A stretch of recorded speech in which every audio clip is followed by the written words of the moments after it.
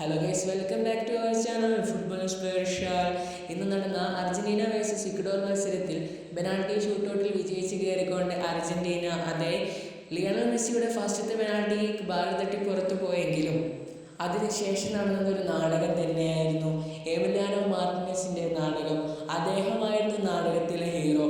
തൻ്റെ മിഷയെ രക്ഷിക്കാൻ വേണ്ടി തൻ്റെ ജീവൻ വരെ പണയപ്പെടുത്തുമെന്ന് വാക്കുകൊടുത്തുകൊണ്ട് എതിർ ടീം അടിച്ചുവിട്ട ഷോട്ടുകളെല്ലാം സേവ് ചെയ്തുകൊണ്ട് പെനാൽറ്റിയിൽ ഹീറോ ആയി മാറിയ താരം.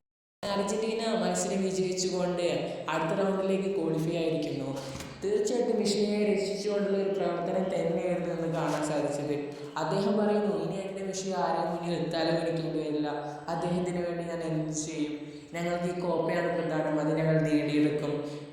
മെസ്സിയെ സംബന്ധിച്ചിടത്തോളം എല്ലാ മത്സരത്തെയും പോലെ തിളങ്ങാൻ സാധിച്ചില്ല. പരിക്കിൻ്റെ പിടിയിലായതുകൊണ്ടായിരിക്കുമെന്ന് പ്രതീക്ഷിക്കാം.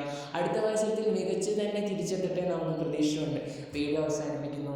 ഇതുപോലുള്ള ഫുട്ബോൾ അപ്ഡേറ്റ്സിനായി തീർച്ചയായും ചാനൽ സബ്സ്ക്രൈബ് ചെയ്യൂ. Signing off football special.